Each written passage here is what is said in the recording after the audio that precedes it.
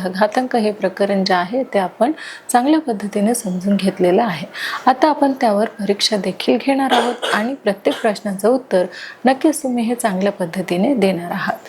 तर पहा मुलांनो, आपण त्यावर घेऊया एक छोटीशी अशी परीक्षा। काही प्रश्न आपल्याला विचारले जातील, त्याचे प्रश्न आपण सगळ्यांनी द्यायचे आहेत। तर पहा मुलांनो, आपल्याला इथे काय सांगितलेलं आहे, m चा वर्ग कंस पूर्ण आणि त्याचा चौथा घात बरोबर m रिकाम्या चौकटीत योग्य संख्या आता आपल्याला लिहायची आहे। तर किती येणार आहे आपल्याला माहिती आहे, 4 चौक किती मुलांना 16। मग ह्या रिकाम्या चौकटीमध्ये किती येणार आहे, अगदी बरोबर 16 हे येणार आहे।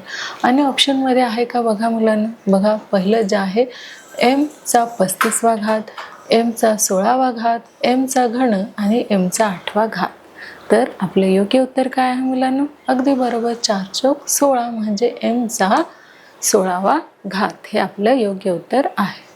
पुढचं बघा, जो आपला पुढचा प्रश्न आहे मुलांना तो काय आहे, तर कंसामध्ये -5/7 कंस पूर्ण गुणिले कंसामध्ये -5/7 कंस पूर्ण हे किती वेळा आपल्याला करायचं आहे, तर 6 वेळा आपल्याला हा जो गुणाकार आहे तो करायचा आहे। मग काय येणार आहे आपलं उत्तर, पहा कंसामध्ये -5/6 त्याचा 7वा घात, कंसामध्ये -6/7 त्याचा 5वा घात, त्यानंतर कंसामध्ये -5/6 त्याचा 6वा घात आणि त्यानंतर कंसात -5/7 त्याचा 6वा घात। बघा 6 वेळा आपल्याला सांगितलेलं आहे, कुठली संख्या, तर कंसात -5/7। मग -5/7 कुठे आहे, तर ही आहे। आणि आपलं उत्तर काय आहे मुलांना, तर चौथा ऑप्शन आपलं योग्य आहे। पुढे पाहूया, बघा पुढचा जो प्रश्न आपला आहे तो कसा आहे, तर कंसामध्ये -3 चा घन या घातांकित संख्येचे आपल्याला काय करायचे आहे, तर त्याची आपल्याला किंमत काढून घ्यायची आहे। मग चला त्याची आपण काय करूया, तर किंमत काढून घेऊया। पहा मुलांनो, आपल्याला काय सांगितलेलं आहे, -3 याचा घातांक विचारलेला आहे। मग आपण तो कसं करणार आहात बघा मुलांनो, -3 गुणिले -3 गुणिले -3 हे अशा प्रकारे आपण त्याची मांडणी केलेली आहे। मग बघा काय येणार आहे, 3 त्रिक किती मुलांनो, तर 9 आणि इथे धन येणार आहे की ऋण येणार आहे, अगदी करेक्ट, इथे काय येणार आहे, ऋण ऋण धन झालं आहे, म्हणून 9 ला ऋणचं चिन्ह येणार नाही। गुणिले बघा काय येणार आहे मुलांना, तर गुणिले हे -3। मग आता 9 त्रिक किती मुलांनो, तर 9 त्रिक 27। पण इथे 27 ला वजाचं चिन्ह येणार आहे का, हो, कारण -3 आलेला आहे, एक संख्या ऋण आहे एक संख्या धन आहे, म्हणून -27 हे उत्तर आपलं येणार आहे। बघा ऑप्शन मध्ये आपण चेक करूया, बघा पहिलं जे आहे ते आहे -21, दुसरं आहे -25, तिसरं आहे -27 आणि लास्ट आहे -22। मग आपलं योग्य उत्तर काय आहे मुलांनो, तर आपलं योग्य उत्तर आहे -27। पुढचा प्रश्न पाहूया, तर पहा मुलांनो, पुढचा जो प्रश्न आहे तो काय आहे, तर 11चा घन या घातांकित संख्येच्या किमती आपल्याला काढायच्या आहेत। कशाचा, 11चा घन या घातांकित संख्येची किमती आपल्याला काढायच्या आहे। आणि ऑप्शन पहा, इथे आपल्याला काय दिलेलं आहे मुलांनो, तर ऑप्शन दिलेला आहे 1331, नंतर आहे 1231, थर्ड आहे 1332 आणि लास्ट आहे 1321। मग आपल्याला घातांकित किंमत काढायला सांगितलेली आहे, कशाची, 11 घनची। मग आपण 11 घन म्हणजेच याचा गुणाकार आपण किती वेळा करणार आहोत, तर 3 वेळा करणार आहोत। मग पहा मुलांनो, 11 गुणिले 11 जर आपण केले तर किती होतात, तर 121 होतात, गुणिले हे आपण 11 घेतले, मग याचा गुणाकार किती होतो मुलांनो, अगदी बरोबर 1331 हा आपला गुणाकार होतो। मग आपल्याला ऑप्शनमध्ये हे दिसत आहे का, बघा 1331 हे पहिलंच आपलं ऑप्शन आहे, म्हणजेच आपलं उत्तर काय आहे, तर 1331 हे अगदी करेक्ट आपलं उत्तर आहे। पुढचा प्रश्न पाहूया, पहा मुलांना, आपला जो पुढचा प्रश्न आहे तो काय आहे, तर कंसात -5 वर्ग या घातांकित संख्येची देखील आपल्याला काय करायचे आहे, तर किंमत काढायची आहे. आणि आपल्याला इथे 4 ऑप्शन दिलेले आहेत.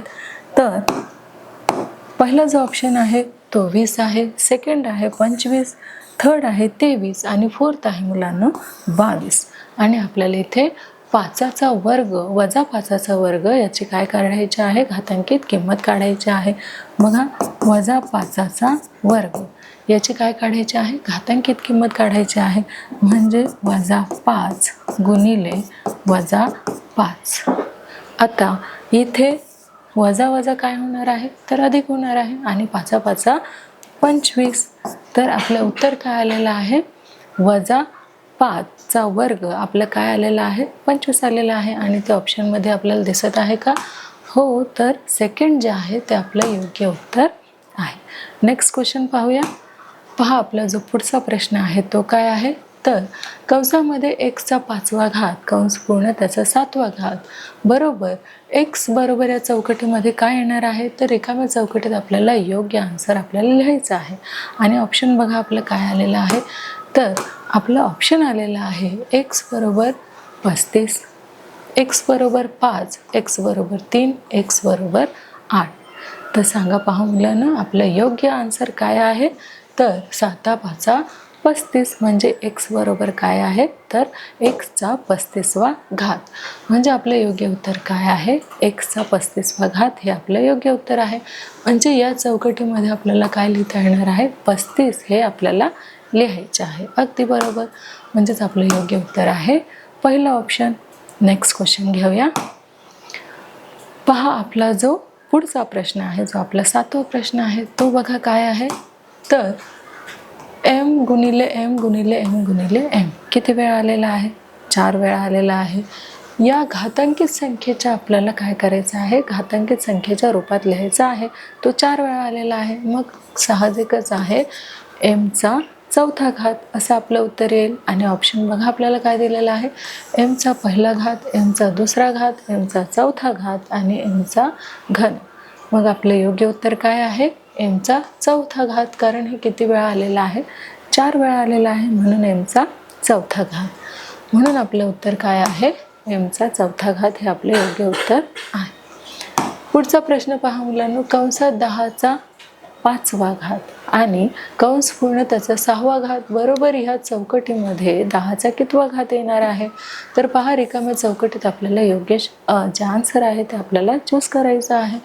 तर इथे पहिल्या चौकटीत काय आहे, 20चा 30वा घात, 30चा 10वा घात, 50चा 30वा घात आणि 10चा 30वा घात. तर सांगा पहा मुलांना, आपलं योग्य उत्तर काय आहे. बघा, 5 30 म्हणजेच 10चा कितवा घात, तर 10चा 30वा घात. मग योग्य चौकटीमध्ये आपलं काय येणार आहे, तर 30 येणार आहे.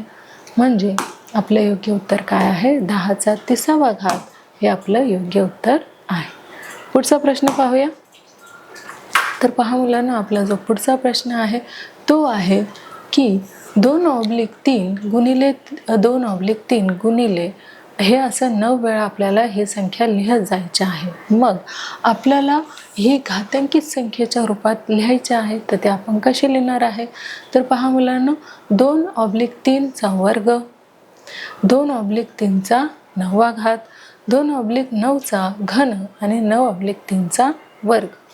तर साहजिकच आपलं उत्तर काय आहे मुलांना, 2/3चा घन हे 2/3चा 9वा घात. 9 वेळा आपल्याला लिहायला सांगितलेलं आहे, म्हणून आपलं उत्तर काय आहे, 2/3चा 9वा घात हे आपले योग्य उत्तर आहे.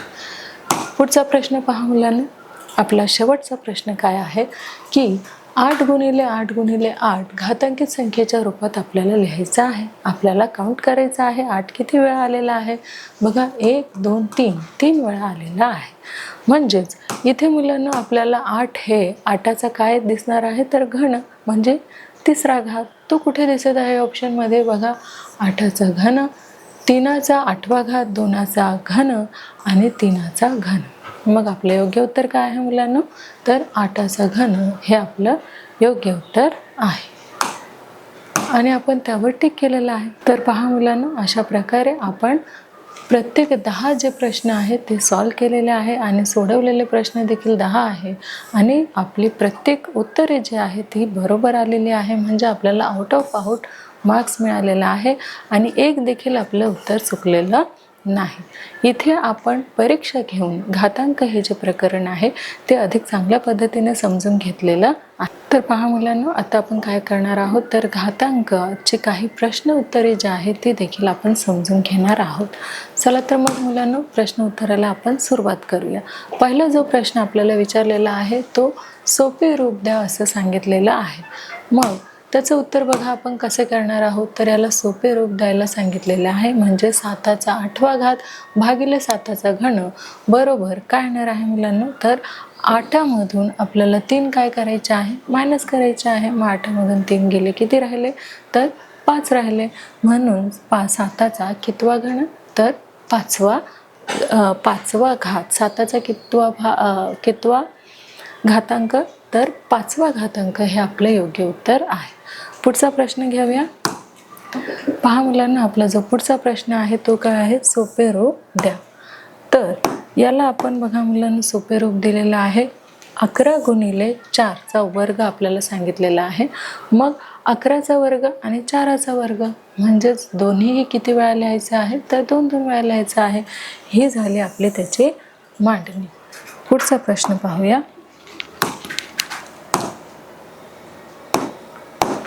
पहा मुलांना, पुढचा जो प्रश्न आहे तो 47चा 0वा घात म्हणजेच 47 0 बरोबर किती मुलांना तर 1, त्याचा घातच नाहीये म्हणून 47 1 47। पुढचा प्रश्न पाहूया मुलांना। बघा, हे जे समीकरण आहे ते आपल्याला कशा पद्धतीने मांडायचं आहे तर चौकोनामध्ये वर्ग आहे कशाचा 3/4चा आणि त्याचा काय सांगितलेला आहे 5वा घात सांगितलेला आहे। म्हणून आपल्याला काय करायचं आहे तर सर्वात आधी 3/4 नंतर 2/2 गुणिले 5 बरोबर 2×5 10। 3/4 आणि 2×5 10 हे आपलं उत्तर आलेलं आहे।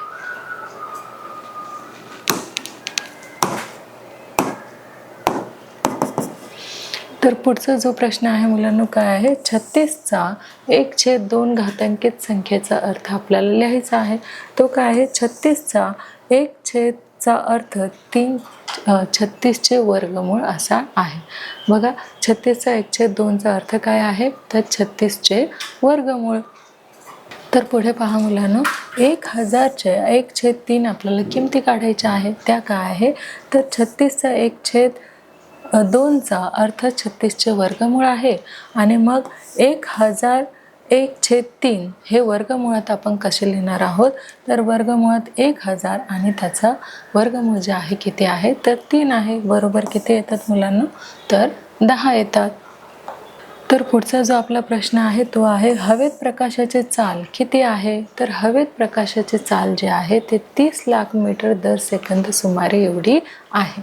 मग आपण त्याची जी मांडणी आहे ती कशी करणार आहोत तर 0.000 एवढे आपण शून्य लिहिणार आहोत आणि त्यानंतर ही संख्या 10चा घात वापरून आपण लिहिणार आहोत। मग बघा, 0. एवढे 0 मग 2 बरोबर 2 गुणिले 1 आपण एकावरती एवढे 0 देणार आहोत। मग बरोबर 2 गुणिले 1 आता 13 शून्य आहे म्हणून आपण काय केलेलं आहे तर 10 वरती 13 शून्य ठेवलेले आहे आणि म्हणून इथे 2 गुणिले 10चा काय केलेला आहे आपण कंसामध्ये वजा 13चा इथे काय आहे घात आहे। तर पहा मुलांनो, अशा प्रकारे आपण घातांक या हे जे प्रकरण आहे ते अभ्यासलं आहे, त्याचा सराव घेतलेला आहे, खेळाच्या माध्यमातून ते समजून घेतलेलं आहे, तसेच त्यावर परीक्षा देखील घेतलेली आहे आणि काही क्वेश्चन आन्सर आपण समजून घेतलेले आहे। तर अशा प्रकारे आपलं जे 6वं प्रकरण आहे गणिताचं ते आपल्या इथे पूर्ण झालेलं आहे। लवकरच भेटूया पुढच्या एका नवीन प्रकरणामध्ये। तोपर्यंत धन्यवाद।